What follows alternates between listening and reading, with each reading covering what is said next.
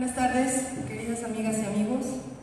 Nos reunimos en esta célebre ocasión porque célebres deben ser ya todas aquellas oportunidades que la vida nos da para mirarnos, saludarnos, escucharnos, abrazarnos y deleitarnos en el conocimiento del otro.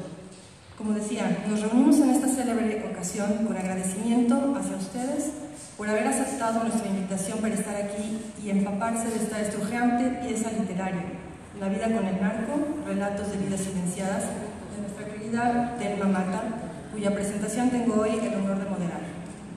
Debo reconocer el amable apoyo de cada uno de los participantes aquí presentes, quienes en un momento a continuación introduciré, y en especial el apoyo de la licenciada Violeta Taizón, directora del Museo Regional, quien tuvo bien facilitarnos este hermoso y emblemático espacio.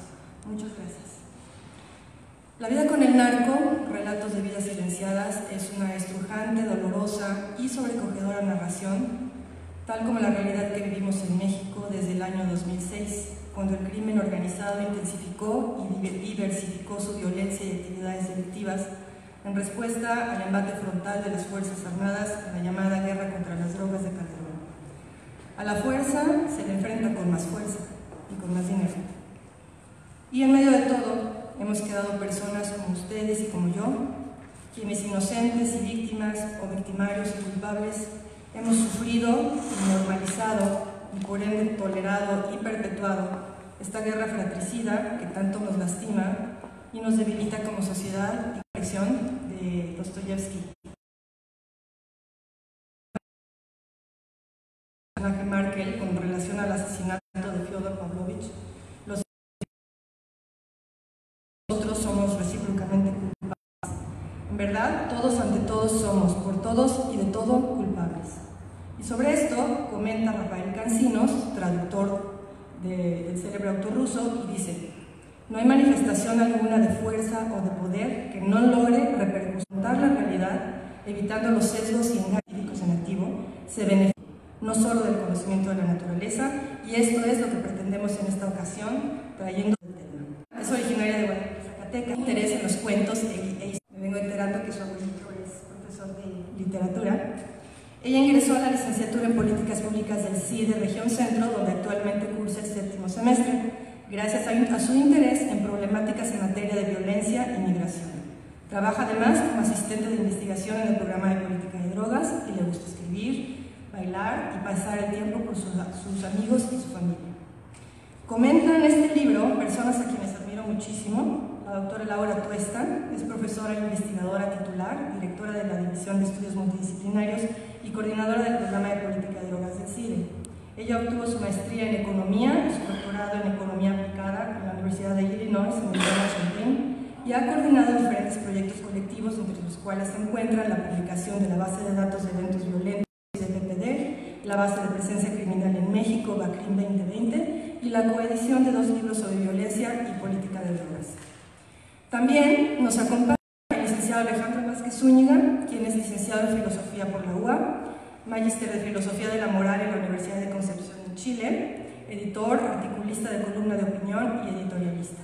Fue director del Instituto Municipal Aguascalentense para la Cultura de 2014 a 2020 y de 2020 a la fecha es director municipal de Turismo, disciplinarios del CIDE y profesor visitante en la Universidad Autónoma de Aguascalientes.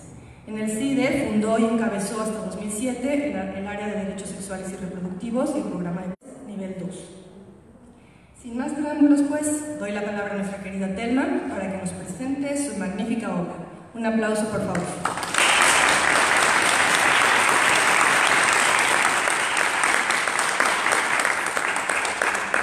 Hola, ¿cómo están? Espero que estén bien. Muchas gracias por venir a este evento. Estoy un poquito nerviosa, pero ahorita se me pasa. Bueno, les voy a contar un poco de cómo nació el proyecto. Yo soy de Zacatecas. Y en vacaciones de Navidad asistí a... gracias.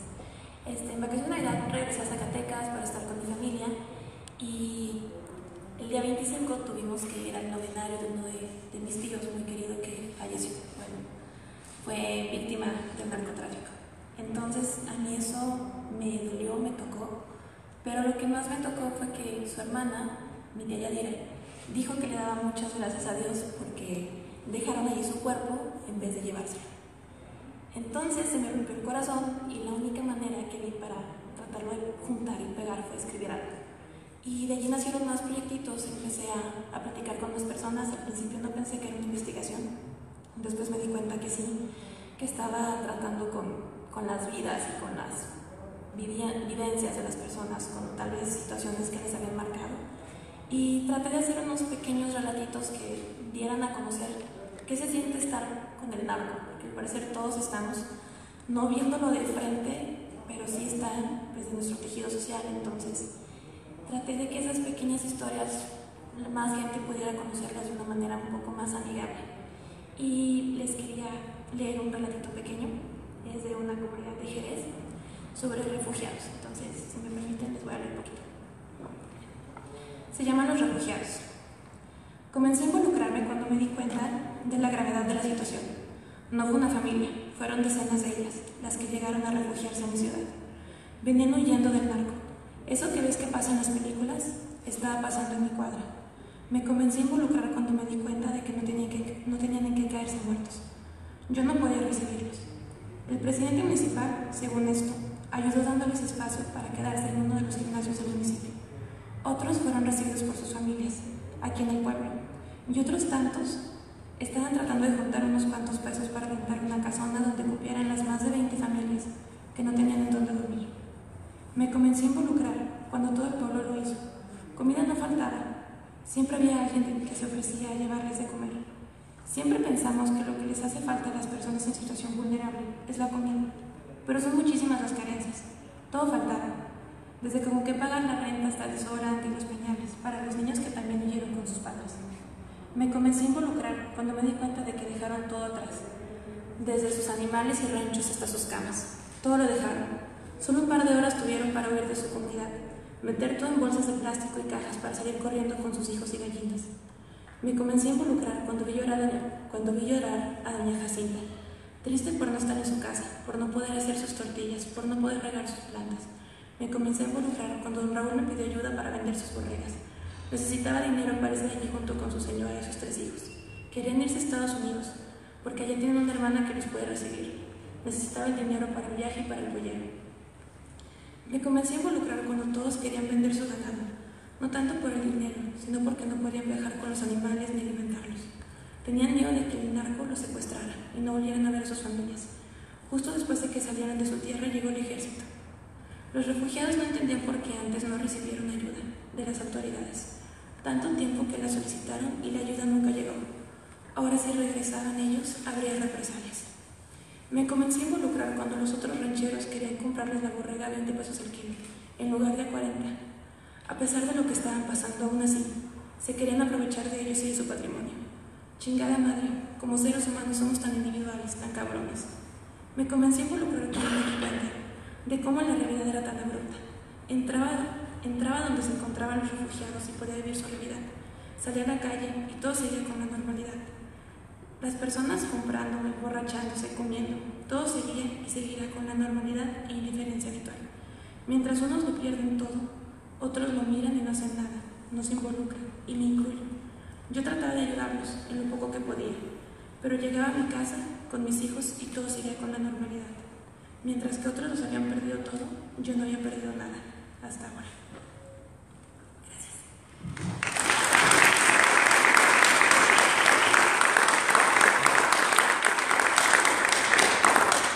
Muchas gracias, Telma. Ahora cedemos la palabra a la doctora Laura Atuesta. Hola, buenas tardes. Muchísimas gracias a todos y a todas por estar acá. Me honra muchísimo estar presentando este libro. Es la primera vez que en el PPD estamos presentando el libro de un estudiante de licenciatura que ni siquiera se ha titulado. Y la verdad, la historia fue básicamente, Telma empezó a decir, tengo unos relatos, lee mis relatos, hice unos relatos y yo, bueno, pásame los relatos, y los leí y no podía creer que Telma hubiera escrito lo que escribió. A mí mismo le dije a Marce, esto lo tiene que leer todo el mundo, no solamente el PPD, y tiene que leerlo México, porque la forma, como la veracidad y la crudeza con que Telma está contando estas historias es fenomenal. Entonces empiezo este comentario felicitando muchísimo a Telma y diciéndole que aquí esperamos que ese sea el primero de muchos proyectos literarios por venir. Yo soy colombiana, no sé si notan por el acento, y me fui de Colombia en el 2005 cuando las cosas todavía estaban muy feas. Después de que me fui, se empezaron a poner mejor, después se firmó el acuerdo de paz y hoy en día Colombia yo creo que es un país distinto al que yo dejé en el 2005. Pero desde que nací hasta que me fui, Colombia fue un país muy, muy violento. Yo crecí con miedo. Desde chiquita había guerrillas, asesinatos, secuestros, entonces pues les voy a contar un poco una historia personal que me revivió muchísimo en el momento de empezar a leer estos relatos que escribió Thelma. En 1985, cuando yo tenía 5 años, la guerrilla más importante del país, que se llamaba el M-19, se tomó el Palacio de Justicia en Bogotá. Tomó como rehenes a 350 funcionarios públicos y mató a 101 personas. Yo tenía 5 años y me acuerdo cuando esto sucedió. En 1986, un año después, cuando yo tenía 6 años, se explotó el boiler de mi casa y hubo un incendio y nos sacaron en cobijas a mi hermano y a mí. Todavía recuerdo cómo olía la casa a humo porque se quemó todo lo que era de madera. Todas las noches desde ese momento, hasta más o menos cuando tuve 10 años, rezaba para que no se quemara el boiler de mi casa y para que no me secuestrara el M-19. Y me imaginaba negociando con el M-19 para que no me secuestrara. Y no lo cuento como trauma, lo cuento como si hubiera sido algo normal en mi vida. Después de 1990, cuando yo tenía 10 años, mi mamá estaba de trabajo en Medellín, nosotros vivíamos en Bogotá, y Pablo Escobar puso una bomba en un hotel, y mi mamá se estaba hospedando en ese hotel. Mis tías nos llevaron a comer pizza, mi hermano a mí, no nos dijeron nada, no había celulares, y a la medianoche llegó mi mamá a la casa, después de poderse montar en un avión, y nos contaron, y yo no me acuerdo ni siquiera cómo nos contaron esa historia. Hoy revisé las noticias y sí pasó, no me lo estoy inventando, sí pasó el atentado. Después que en el 2021, en el 2001, por ahí cuando tenía 21 años, tuvimos amenazas de secuestro, tuvimos charlas de seguridad en donde nos dijeron qué teníamos que hacer si nos secuestraban. Y yo igual salía con mis amigos y me gustaba salir de antro y emborracharme y no decirle a mis papás dónde estaban y me aburría que me llamaran todo el día. Y al principio tuvimos miedo, nos guardamos un poco y después volvimos a salir como si nada hubiera pasado. Les cuento esto porque crecer con violencia no es normal y es algo que nosotros normalizamos cuando vivimos en un país que tiene los niveles de violencia que tuvo Colombia en su época o que tiene México en este momento. Acostumbrarnos a vivir eventos violentos a diario no es normal y por nada del mundo lo deberíamos normalizar. Una niña de 6 años no debería tener miedo de que la secuestraran. Una niña de 10 años no la deberían llevar a comer pizza para distraerse a ver si su mamá está viva o está muerta. Y una joven de 21 años no debería tener miedo de que algo le pasara a un ser querido. Pero como sociedad nosotros normalizamos esa violencia y la forma como normalizamos esa violencia es que nos volvemos totalmente indiferentes y más grave aún, justificamos esa violencia. La normalización de la violencia es como la historia del sapo en una olla, yo no sé si ustedes la saben, pero si nosotros ponemos una olla con agua fría y ponemos un sapo, el sapo se queda ahí, prendemos el fogón y poco a poco el agua se va calentando y el sapo no brinca. Y el sapo se queda ahí hasta que el agua hierve y el sapo se muere. Y básicamente eso es lo que nos pasa a nosotros con la violencia. Poco a poco y día a día vamos perdiendo el asombro de que haya un muerto, o 2 muertos, o 3 muertos, o 10 muertos en una noche. Y de pronto sentimos miedo, pero nos aliviamos y decimos para nosotros mismos, nosotros no estamos haciendo nada malo, eso no me va a pasar a mí. Entonces no tengo por qué sentir miedo y se nos pasa un poco el miedo. Así que perdemos el interés, las noticias también pierden el interés, ya no vemos noticias porque es muertos todos los días y ya no nos interesa, y porque al fin y al cabo, tal como lo menciona Alejandro en el prólogo del libro, usamos la justificación de que a nosotros no nos van a matar porque a nosotros los mataron porque estaban haciendo algo malo. Normalizar esta violencia es poner en riesgo la vida de nuestros hijos y nuestros jóvenes. Porque crecen pensando que esto es normal, tal como yo crecí en Colombia pensando que era normal rezar en las noches para que no me secuestraran. Esto es justificar una realidad que en realidad no tiene justificación. Y no solo pensemos en cifras, sino que pensemos en el daño que le podemos causar a las generaciones futuras, pensar que ver un muerto es normal. En uno de los relatos de Thelma,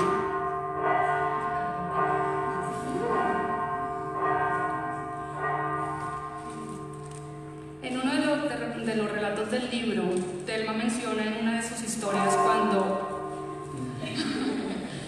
un niño de 10 años ve a un muerto en la calle.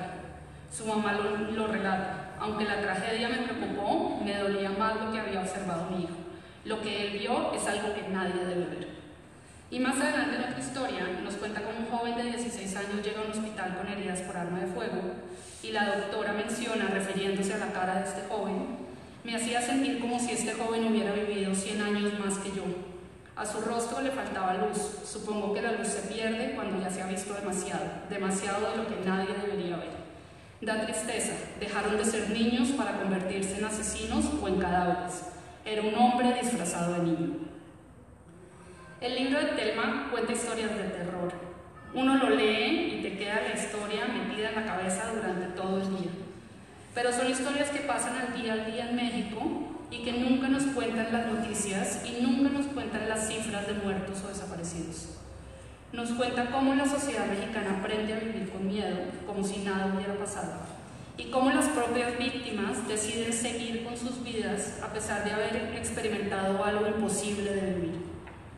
En una de las historias, cuando unos jóvenes ven unas bolsas de basura con los cuerpos de 2 personas en la calle, Thelma escribe: todo pintaba con la normalidad de siempre, esa que asfixia. No puedo creer que apenas la semana pasada encontraron 2 cuerpos mutilados y nadie hizo nada, nadie reclamó, nadie se indignó, ninguna autoridad lo resolvió. Yo tampoco hice nada, ni mi familia. Los relatos que Thelma cuenta en este libro hablan de esta indiferencia que tiene la sociedad mexicana. Por ejemplo, en el capítulo Los refugiados que Thelma nos acaba de leer, narra cómo no nos involucramos con personas víctimas de la violencia, en este caso los desplazados por la misma violencia del narcotráfico. Todo seguía y seguirá con la normalidad e indiferencia habitual. Mientras unos lo pierden todo, otros los miran y no hacen nada, no se involucran. La justificación de la violencia, el individualismo y la indiferencia bajan nuestra calidad de vida como sociedad. Y como el sapo que metemos a una olla, nos vamos acostumbrando. Nos hablan de este tema y volteamos la cara como si nada pasara. Pero todos conocemos a alguien, amigo o conocido de alguien, familiar de alguien, que le pasó algo y siempre justificamos por qué le pasó. Entonces empezamos a decir por qué actuó así, en qué estaba metido, por qué no pensó antes de meterse con esos. Yo nunca lo haría, yo sí me cuido y yo no soy tan boba. Pero la realidad es que cualquiera de nosotros aquí puede ser víctima. Y la indiferencia o la justificación no nos van a servir como escudo cuando esto suceda. Estos relatos que escribe Thelma son una invitación para que nos despertemos como sociedad, que pensemos que nos merecemos algo mejor que vivir con miedo o metidos en una olla de agua caliente que nos va matando poco a poco. Como sociedad merecemos poder hablar de estos temas sin criminalizar a las víctimas, sin justificar la violencia y sin normalizarla. Como sociedad merecemos poder exigir mejores políticas públicas que disminuyan los niveles de violencia actuales. Como sociedad merecemos no perder generaciones enteras y que nuestros hijos no crezcan pensando que es normal, que puede que tal vez los vayan a secuestrar o que los maten o que le pase algo a sus seres queridos. No es tarde para empezar a pensar en que merecemos una sociedad mejor, que sea menos individualista y más despierta. Los invito a leer estos relatos. La narrativa que usa Thelma para contarnos esas historias es excepcional. Es como si conociéramos a estas personas que están contando las historias y quisiéramos ayudarlas y solidarizarnos con ellas. Y justamente esto es lo que necesitamos, despertar y empezar a construir una sociedad mejor, para nosotros y para las generaciones que vienen. Nuevamente, no me queda más que reiterar mis felicidades a Thelma. Siempre le digo que se equivocó de carrera, que no debía haber estudiado políticas públicas sino literatura. Y nuevamente espero que este sea el primero de muchos proyectos literarios que lleves a cabo para honrar a tu abuelo. Thelma, muchísimas gracias por este logro y mucho éxito en tus proyectos.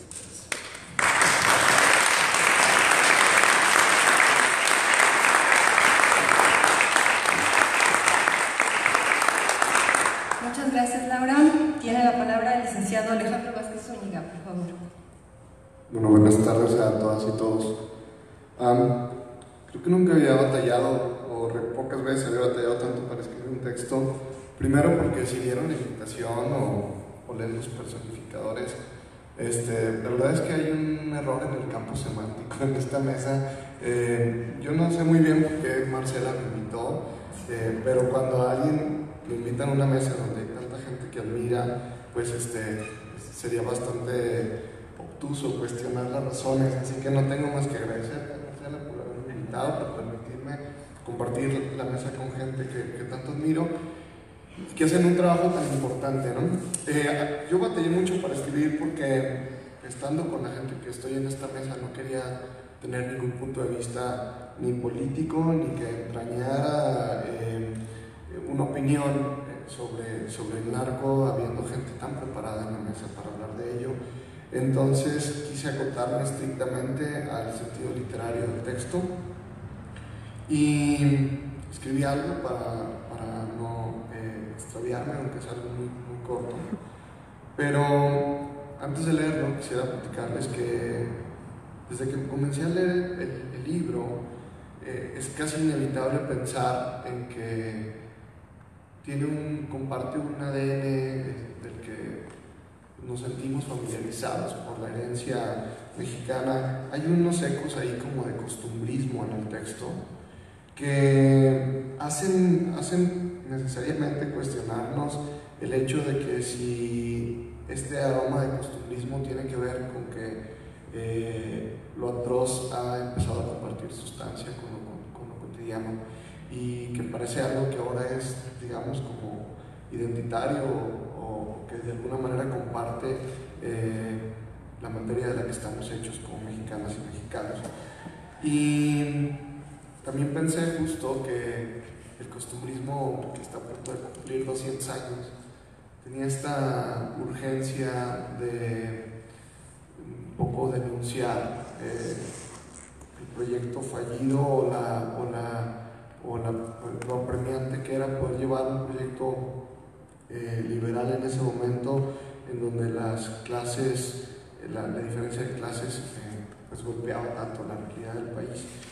Y comparte también no solamente esta cuestión de parecer hablar de lo más fundamental que tenemos como país, aunque duela tanto, sino también esta atrocidad de pensar que necesariamente hay perdedores en las guerras y que bueno, aunque esta guerra es una lucha distinta, probablemente los perdedores aparecen en muchas cosas. Y bueno, antes de ahora sí comenzar a leer el texto, quiero felicitarte, Telma, y desearte que ojalá que el libro llegue a ver su vida en un formato impreso, porque más allá del fetiche del libro, eso de que algo exista físicamente tiene un peso, una sustancia de persistencia que difiere de la versión virtual, y ojalá que llegue a esto. Pero por lo pronto, mientras eso sucede, aprovechen a leer el libro y ayuden a difundirlo, porque creo que es muy importante que este libro sea leído por mucha gente. Bueno, voy a hacer mi comentario editorial. La vida con el narco, relatos de vidas silenciadas, entraña una experiencia compleja. Por un lado, es sencillo de leer, son clarísimos sus criterios editoriales, se siente claramente el cuidado de la elección, el orden de cada texto.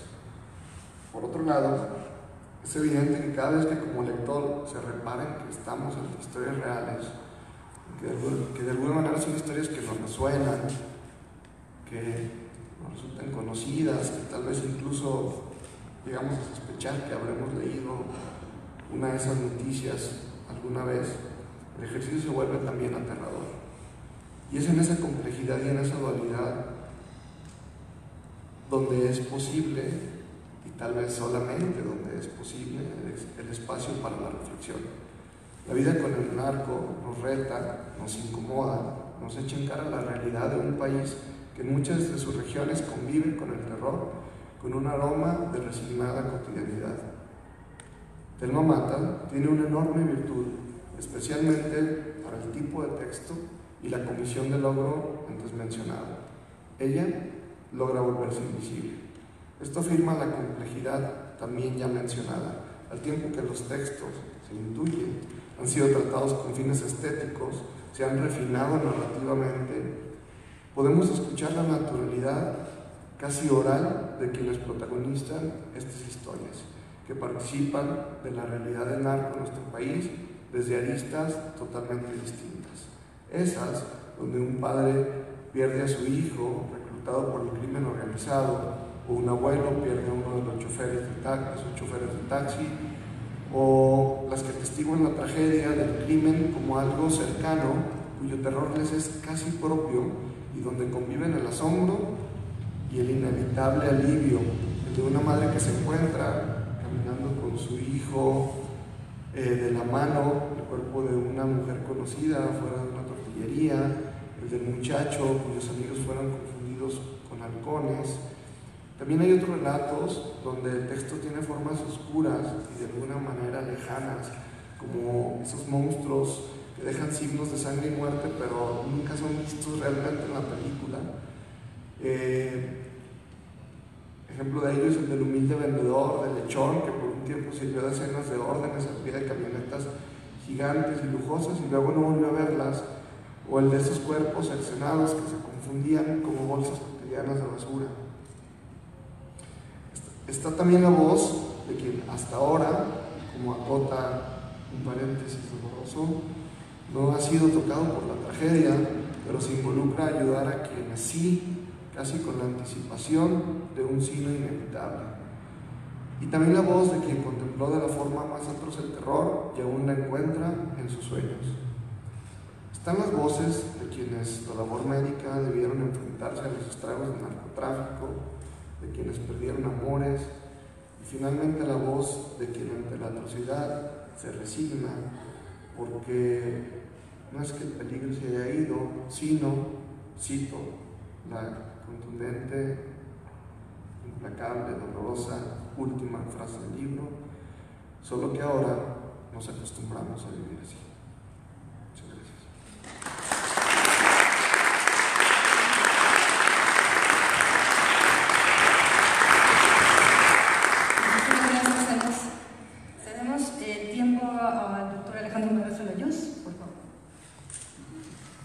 Buenas tardes.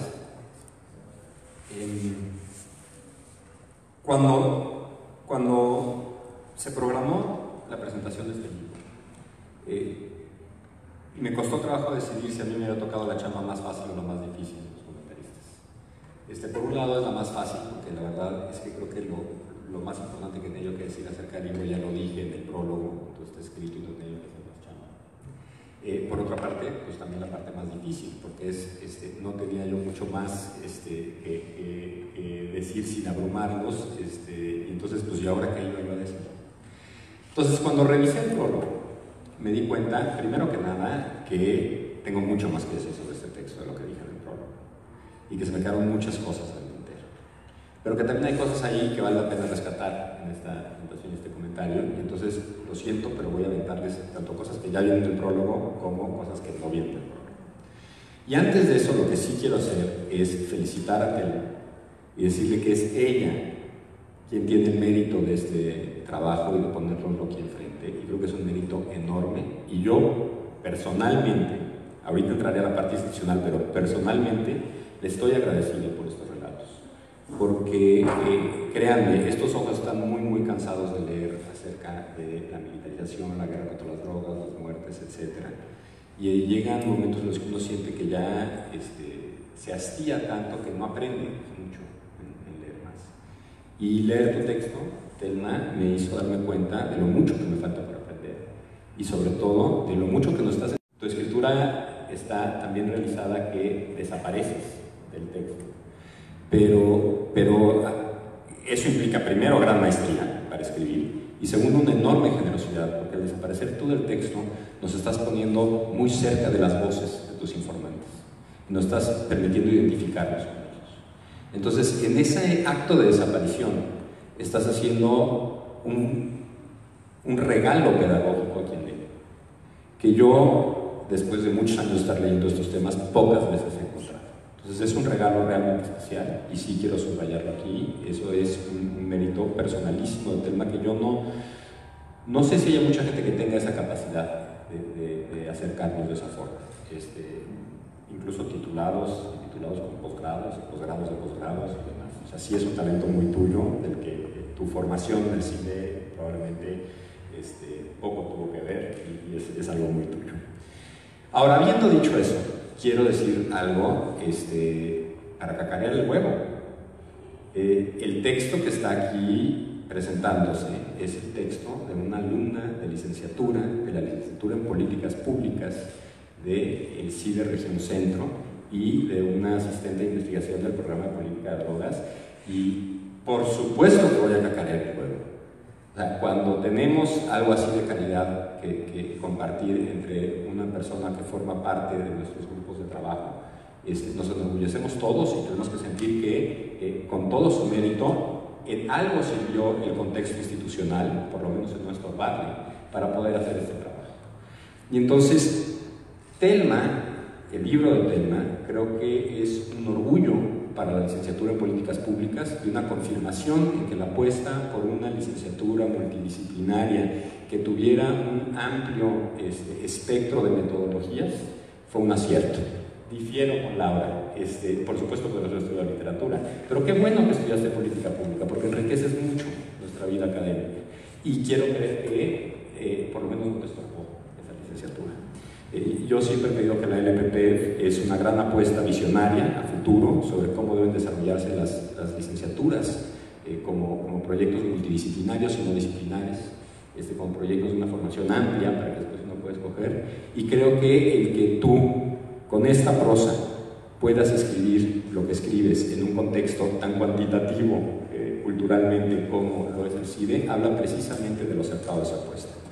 Por supuesto que es un orgullo para el programa de política de drogas, por razones que expreso en el prólogo y que voy a reiterar en unos momentos, pero en gran medida tu trabajo viene no solo a confirmar que la apuesta de crear un programa de política de drogas que estudiase las políticas de drogas en forma permanente desde la academia fue un acierto, sino que esa apuesta era mucho más fértil de lo que creíamos. O sea, yo no me imaginé que pudiéramos producir, por ejemplo, un libro de relatos en el programa de política de drogas. No porque no crea en el valor de los relatos, sí lo creo y lo he creído desde hace muchos años, sino porque simplemente pensé que no iba a ser el contexto adecuado para eso. Y bueno, pues resulta que es un contexto suficientemente adecuado para que hayas hecho lo que tú hiciste. Así que, orgullo de la LPP, orgullo del PPD, y por supuesto, orgullo del CIDE Región Centro, que, y yo lo voy a hacer de forma caricaturesca, pero ilustra, creo, lo acertado que es la composición multidisciplinaria de la Región Centro, en particular de la Región Centro, en el que abrevamos de disciplinas que no estaban presentes en la sede original del CIDE.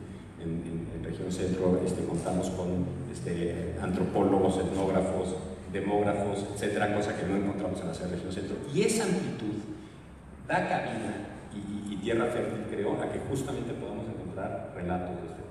Entonces, el mérito es tuyo, pero permíteme cacarear para la institución las virtudes de que tú hayas podido aparecer en este contexto institucional.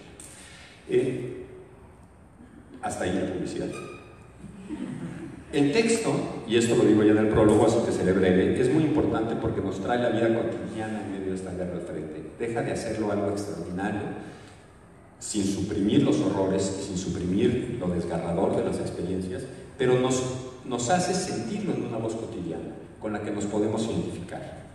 Es el antídoto casi, lo digo en el prólogo, no solo para el antídoto, pero aquí la quiero usar, el antídoto a esa forma en la que nos quitamos de encima la violencia y decimos que en algo andaban en sus vidas cotidianas, como andamos nosotros en nuestras vidas cotidianas. Y el ser víctima de la violencia en medio de este contexto no es algo que sea merecido, es algo que es tristemente fortuito y además omnipresente en nuestras vidas cotidianas. Entonces, para mí es muy importante tu texto porque al poner no solo lo desgarrador, sino también lo cotidiano en el centro, nos pone a todos en el centro, nos obliga a vernos ahí. Y esto me va a llevar a una reflexión también desde Colombia. Esta es una de las cosas que no puse en el prólogo, que sí quería poner el prólogo, pero no puse en el prólogo. Me recordó mucho tu texto, y aquí quiero decirlo. Creo que tú entendiste en un sentido profundo y pudiste articular en una forma estética una de las reflexiones más importantes para mí sobre la violencia cotidiana que he escuchado, pero la escuché en términos muy teóricos por parte de una de las, en mi opinión, mentes más brillantes en la academia en América Latina, sin duda en la academia jurídica. Me refiero a la doctora Julieta Lemaitre, de la Universidad de los Andes, que hoy es magistrada en el sistema de justicia transicional. Julieta, que es amiga mía y me enorgullezco de ello, me platicó que a la hora de estar haciendo trabajo etnográfico sobre la violencia en Bogotá, una de las cosas que se encontró es que siempre la violencia estaba en otra parte. O sea, ella empezó el trabajo en su cubículo en la Universidad de los Andes y le decía, no, es que para entender la violencia hay que ir a aquel barrio, no a este. Entonces, pues, fiel a su trabajo de campo, salió a caminar y fue a aquel barrio. Y cuando llegó a aquel barrio le dijo, no, es que aquí no es donde ocurre la violencia ocurre en la salida del barrio hacia el cerro. Entonces salió del barrio hacia el cerro, de las casas que estaban en la periferia. Y cuando llegó él dijo, no, es que aquí no es donde matan a la gente, la matan allá abajo en el río. Entonces caminó al río y lo que encontró en el río fue un cadáver, y el cadáver ya no dijo nada. Entonces siempre desplazamos la violencia a otro lado. Siempre cuando llega uno donde supuestamente ocurre la violencia, todo el mundo le dice que la violencia ocurre, pero aquí al ladito. Y esa es una forma en la que negamos la presencia de la violencia y renegamos lo amenazante que es en nuestras vidas. Bien, pues esa reflexión que en forma muy teórica Julieta en textos no tan estéticos, aunque ella tiene una gran prosa también, hay que decirlo, nos recuerda y nos obliga a reconocer que estamos nosotros inmersos en esa violencia, es uno de los grandes regalos de este texto. Porque justamente para mí quizá el relato que más se quedó conmigo fue el del taquero que está sirviendo los tacos y que al final no le pasa nada, no hace más que recibir buenas propinas. Es lo más relevante que pasa o que cambia en su vida, es recibir buenas propinas. Pero nos ilustra cómo está presente ahí latente la violencia y cómo al final del día, cuando dejan de aparecer sus clientes, seguramente fue porque fueron víctimas de algún acto violento. Entonces quiero cerrar estos comentarios diciendo lo que quizás sea la lección más importante para mí personalmente de leer el texto, o sea, el regalo que me dio a mí Thelma y que yo aprendí leyendo este texto. Cuando estábamos planeando y construyendo el programa de política de drogas, yo me imaginaba que era una cuestión muy sencilla de estar documentando la catástrofe de la prohibición de las drogas y la militarización de la seguridad pública en el país, para que el país entero se diera cuenta del grave error, de lo estéril que era esta política pública y que por lo tanto, documentando, registrando, cuantificando, estableciendo causalidad, haciendo todo lo que en el CIDE tanto nos tratamos de hacer, con mis colegas, porque yo con dificultad sumo el IVA, la gente lo iba a ver y era tan evidente que íbamos a cambiar de opinión al respecto y que muy pronto íbamos a acabar con esta guerra y con la militarización. Yo pensé que íbamos a cambiar al mundo con el programa de política de drogas. Pues bien, no lo hemos cambiado, creo que eso sobra decirlo. Pero de ese programa de política de drogas, del trabajo que hizo Thelma dentro del programa de política de drogas y de su talento y curiosidad literaria, surge este texto que hace algo, creo yo, muy importante a estas alturas del partido, en el que el hastío por tanta violencia y esta guerra y la obcecación en continuar con la guerra y la militarización no menguan ni tantito. Y nos está recordando que esa violencia ha permeado hasta la médula en todos nosotros y que nos ha cambiado en ese esfuerzo por negar que nos cambie y estar negando. Y al ponérnoslo enfrente, al obligarnos a escuchar otras voces que bien podrían haber sido nuestras voces o las voces cotidianas, Thelma nos recuerda que para eventualmente poder cambiar esa política, para eventualmente poder cambiar el mundo, lo primero que tenemos que hacer es no cambiar nosotros en medio de esta violencia, no permitir esa normalización que nos entumezca al grado de que simple y sencillamente se vuelva un tema más porque es el tema de la chamba, un tema más porque es el tema de la licenciatura, un tema más porque es el tema de la tesis.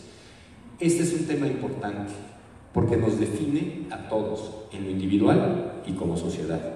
Y creo que pocas cosas se han escrito en los 10 años que llevamos escribiendo sobre este tema que nos recuerden con tanta puntualidad la importancia que tiene que nosotros resistamos a esos cambios que la violencia cotidiana necesariamente nos exige para no volvernos locos. Entonces, Thelma, yo te agradezco ese recordatorio. Para mí es una lección sumamente importante y que espero me permita continuar trabajando para que las cosas cambien, a pesar de que sé, o ahora creo, que difícilmente van a cambiar de un día para otro y que esto es una tarea generacional que vamos a tener que seguir impulsando por muchos años. Así que muchas gracias porque pues nos inspiras, creo, a continuar con la tarea cotidiana al no permitir que la violencia cotidiana se normalice al grado de ser invisible.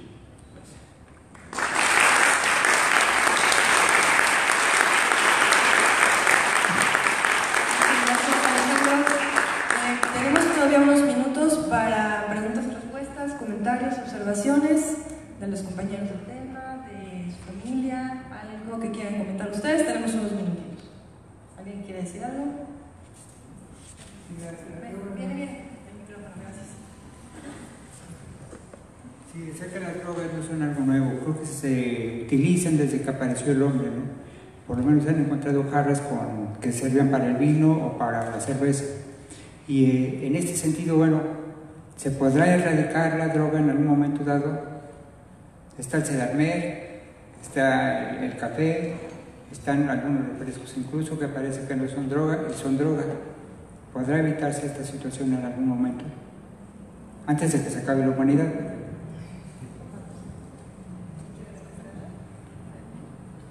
No. Bueno, gracias. Yo creo que el enfoque de tratar de terminar con las drogas, para empezar, es un enfoque equivocado. Como lo menciona, es algo que ha estado pues, a la par de nuestra humanidad. Creo que el problema desde un inicio es el prohibicionismo o el ver estas sustancias como lo peor del mundo, ¿no? Como si no fuera parte de nuestra existencia o de nuestro desarrollo de la personalidad. Entonces, no creo que se acabe. Tampoco creo que se acabe tan fácil el narco. Pero lo que sí creo es que hace falta mucha concientización de lo que es una droga y de lo que provoca el no buscar esa droga o el no legalizar esa droga o todo lo que viene alrededor.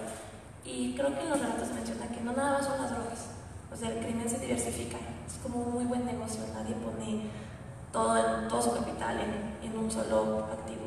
El crimen organizado tiene trata de personas, tiene estafas electrónicas, no solamente tiene que ver con drogas, sino creo y estoy casi segura que es un fenómeno mucho más diverso y que está infiltrado en lo más profundo de México. Entonces, creo que el enfoque no viene desde hay que prohibir o hay que limitar las drogas, creo que es más profundo.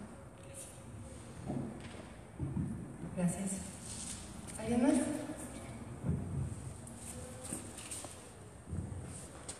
Bueno, pues felicidades, se vuelve todo muy interesante y creo que anteriormente escuchábamos esas historias pues que allá, ¿verdad? Lejos, ahora no, ahora las oyes muy cerca a ti. Entonces, ¿cómo no, cómo evitar el acostumbrarte a esas historias, a escuchar esas historias tan cotidianas ahora? Igualmente en las noticias, finalmente sí terminas con el estómago hecho un nudo, pero ¿qué haces? Te encierras, yo soy de un pueblo pequeño de Zacatecas, Sombrerete, y me aterra escuchar lo que escucho, lo que vive la gente actualmente. Entonces, ¿cómo evitar eso?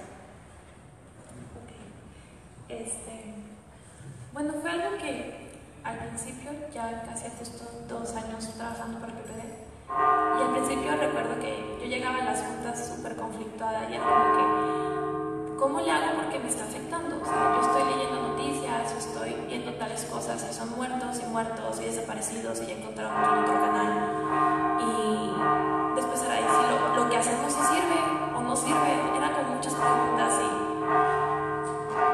y duré mucho tiempo haciendo el trabajo en la computadora, desasociándome totalmente porque me dolía. Y creo que me dolía porque cuando Zacatecas, a mí antes llegaba a la universidad y era como que Zacatecas está bien bonito. Es que la catedral es preciosa. Yo me dicen, en Zacatecas allí matan. Entonces, aunado a eso, lo que pasó con mi familia y ver todos los días que por mi casa hay balaceras, que nada más mis hermanas como que, ya se escuchó, escóndanse. Mi hermana Carolina el otro día mandó un mensaje de que voy a llegar tarde a la casa porque hay una balacera. Y creo que la manera en la que te haces que no te duela tanto es tomándolo personal. Sé que suena complejo, sé que es como que duele, pero creo que duele más la impotencia de que sucede y no haces nada. O sea, el ver y ver y ver y que no suceda nada es lo que, o que tú no formes parte de nada es lo que más duele. A mí me rompió el corazón escuchar que mi tía dijo que le agradecía a Dios porque su hermano se lo dejaron allí y no tiene que buscar el cuerpo. Y me dolió tanto que dije, ¿qué puedo hacer para que no me duela? Y empecé a escribir. Y tal vez desde aquí escribo, pero tal vez otra persona, desde no consumir una narcocultura, ya está haciendo algo. Desde no reproducir narcocorridos, desde no estar buscando que el narco se filtre todavía más en nuestra normalidad. Porque vemos la violencia como, es padre.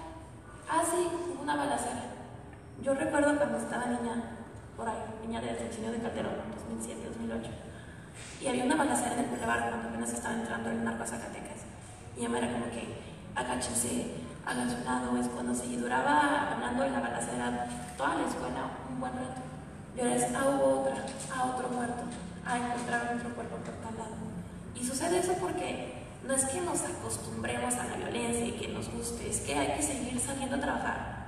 O sea, sí, mataron a alguien, pero tú tienes que presentar un examen. Pero sí, tienes que seguir dándole de comer a tus hijos, pero sí tienes que seguir estudiando. Entonces, es como un tumor, como un cáncer. Te va a doler hasta que hagas algo por tratar de recuperarlo. Por tratar de recuperarte a ti desde, aunque sea algo chiquito. Y creo que lo que me sirvió fue decir, bueno, pues igual no hago mucho, pero si algo tantitito mínimo no tengo esa impotencia dentro y sirve de algo, que sea chiquito. Entonces, eso. Gracias. Muchas gracias. ¿Alguien más? Gracias a todos y Telma, especialmente a ti. Digo, es algo chiquito, estoy seguro que va a hacer grandes cambios en quienes leamos y comentemos tu obra. Y el hecho de que sean historias, pues también implica que puede a lo mejor uno quedarse con una. Ya me interesa escuchar o leer la del taquero, por ejemplo, y a lo mejor es lo único como que me queda del libro, pero eso va a trascender, ¿no? Ese algo chiquito está haciendo grandes cambios. Y sobre ahí va la pregunta, ¿cómo te cambió el libro a ti? ¿En quién te has convertido tú tras haber escrito este libro?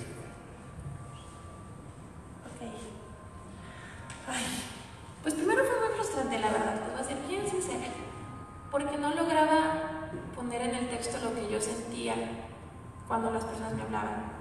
La mayoría de los textos son relatos de mi familia o de amigos de mi familia. Mi familia es de Fresnillo y de Calera.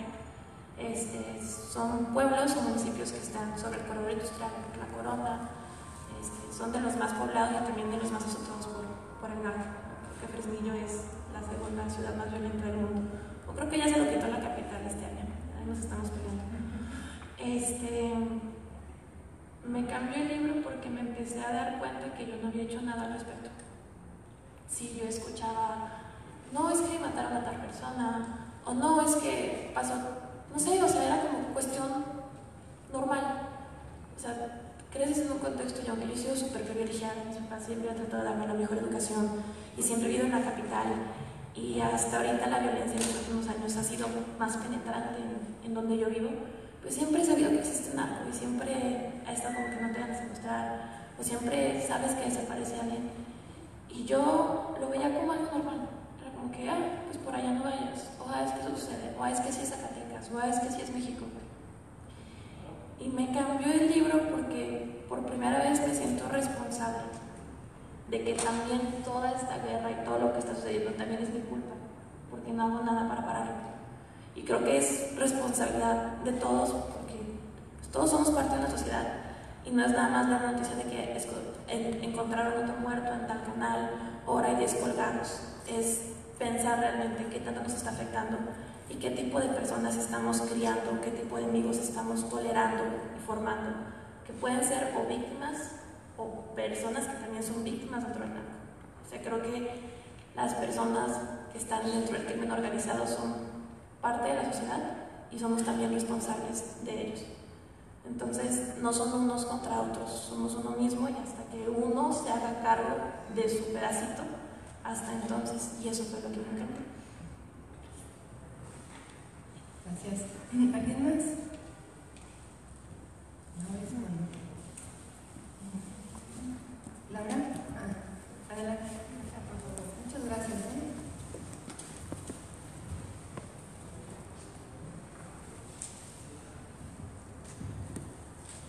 Hola, gracias por tu libro. Yo quiero preguntarles, y cuando vamos haciendo esas cositas y vamos avanzando y tienes esta esperanza y un día dices, ya no puedo más.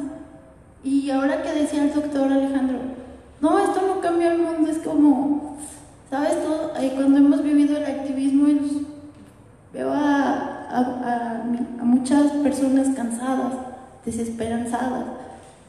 ¿Y ahí qué podemos hacer? ¿Qué? O sea, ya es como, ya no queremos.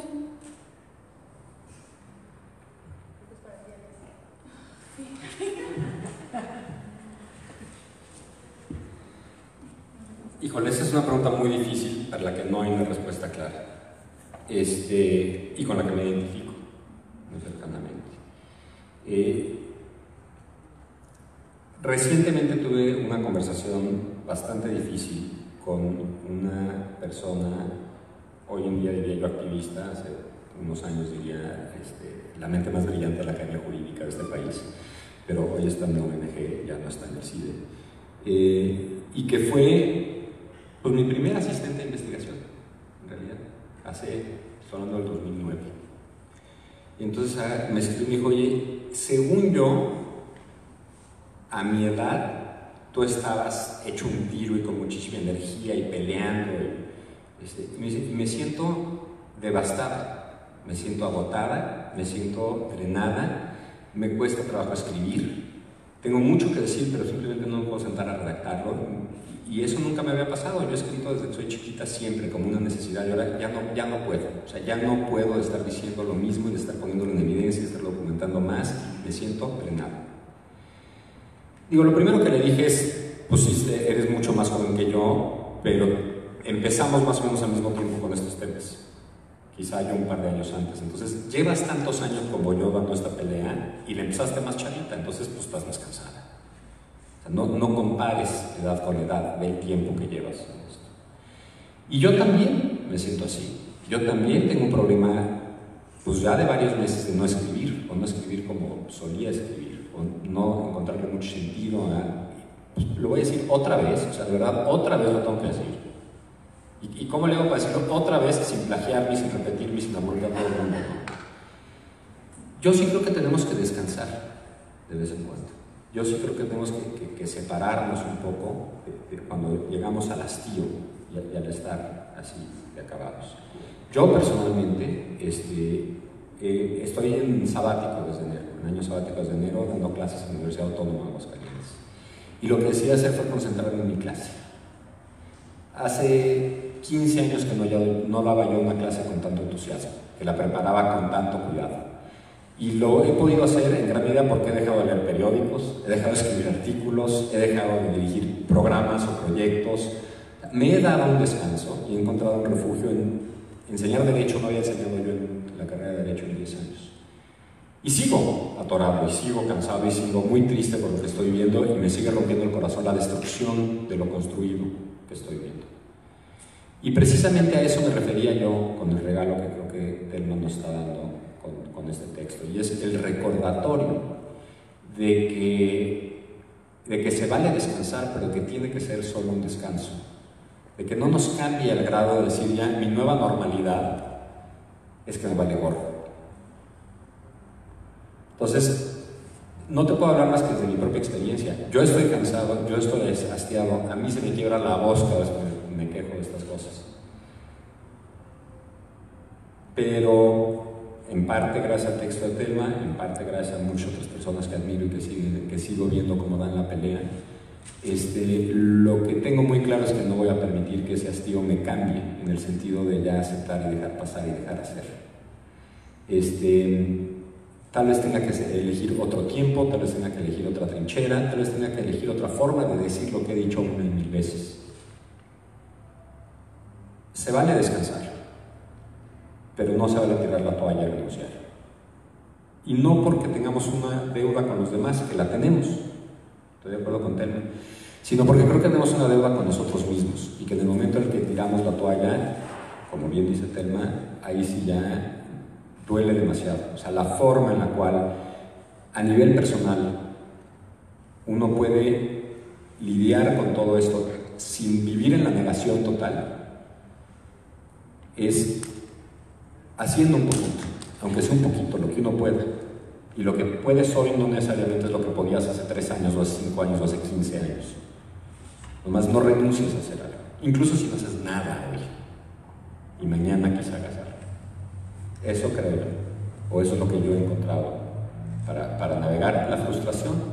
En el prólogo lo dice, de construir tanto y a pesar de eso avanzar tan poquito. Pero pues así se hace. Gracias. ¿Alguien más? Hola, buenas tardes. Muchas felicidades, Thelma, y a todos soy su mamá, y a todos sus maestros. De verdad es impresionante escucharlo ya ahorita. Thelma nos contaba a su familia, a nosotros, a sus hermanas, a su papá, a su abuelo, y a lo mejor no dimensionábamos como lo estoy haciendo yo ahorita en este momento, ¿no? La importancia de ustedes desde la academia, ver lo que significa su trabajo. Pero yo como ciudadana, sí quisiera decir que Thelma, a mí me daba miedo que Thelma estuviera metida en esto. Decía yo, no puedes estudiar otra cosa, o sea, no puedes otro tema.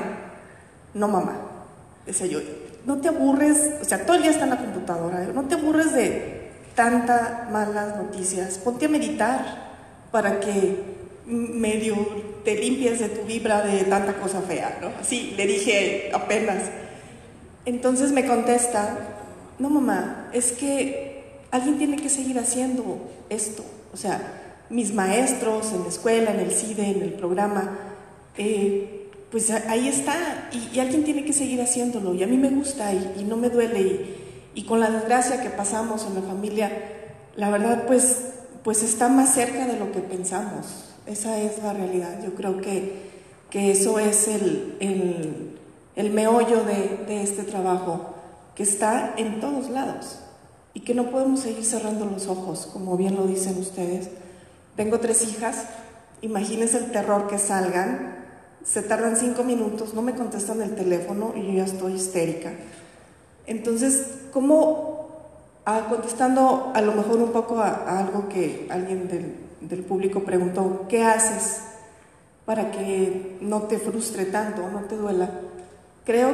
Yo creo que tener esperanza de que nada es para siempre y que este tipo de trabajos y de acciones que pareciera que no llegan a nada, en algún momento van a dar su fruto, y que la próxima generación, o sea, no nosotros, sino nuestros hijos, pues tienen que recuperar lo que se ha destruido en este país, y que tienen que darle la vuelta, como lo hizo Colombia, como lo han hecho otros países.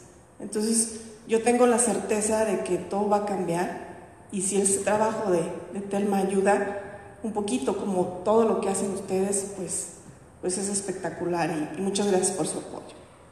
Gracias.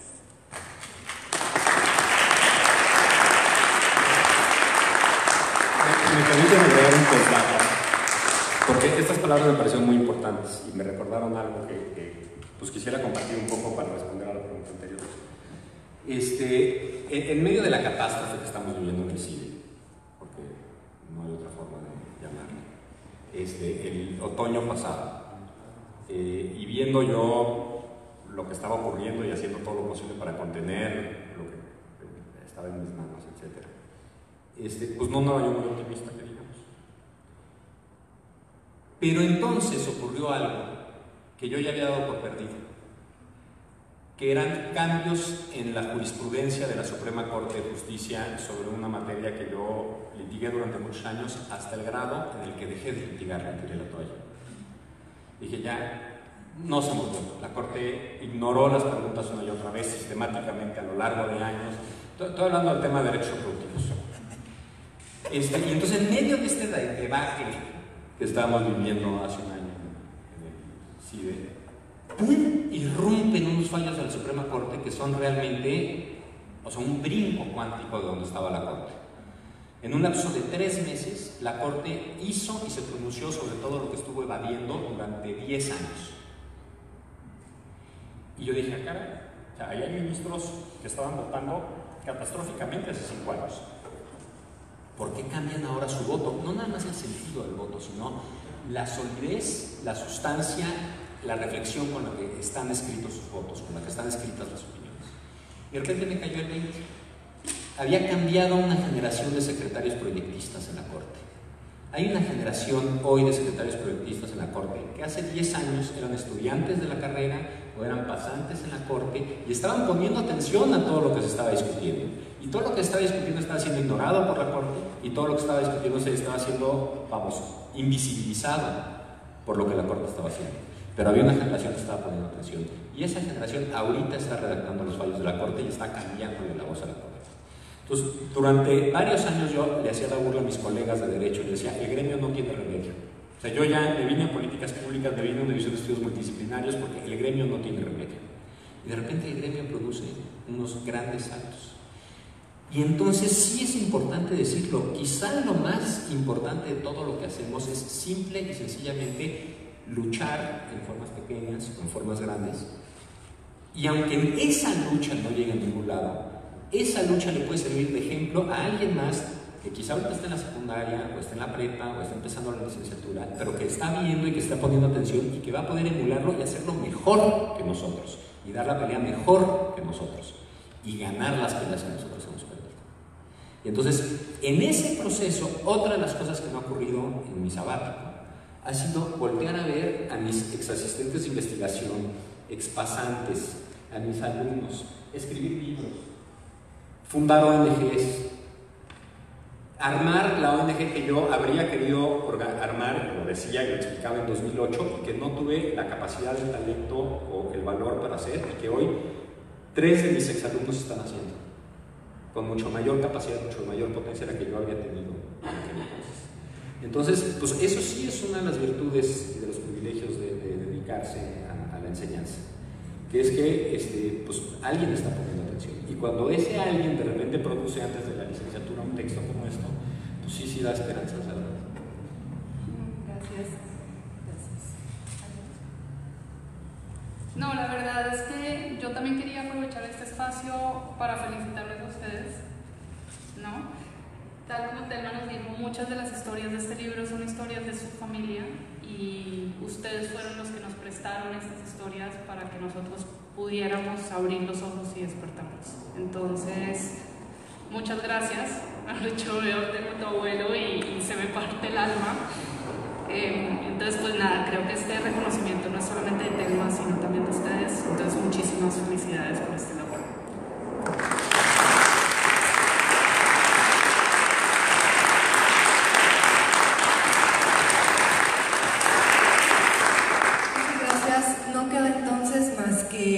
Descargar el libro, ponernos a leerlo y compartirlo. De verdad, son 80 páginas, se lo van a leer rapidísimo, son historias muy breves, pero van a quedar picados. Entonces no lo van a poder soltar hasta que lo terminen. Viene ilustrado, todas las imágenes que están en las tarjetitas, toman como la esencia de cada relato. Entonces, disfrútenlo, lo van a disfrutar muchísimo. Y bueno, tenemos galletitas, tenemos para que pasen ahorita. A mí no me resta más que agradecerles muchísimo su presencia, su interés por escuchar sobre estas narraciones, estos relatos.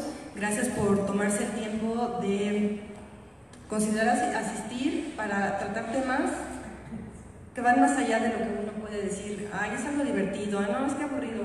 Son temas torales y les agradezco mucho su presencia. Obviamente agradezco a cada uno de los participantes, a Thelma, a su familia, y no me queda más que decir, como Newton en alguna ocasión expresó en una carta, que dijo: si he llegado a ver más lejos, es porque me subí en hombros de gigantes. Y aquí los tenemos. Muchas gracias a todos.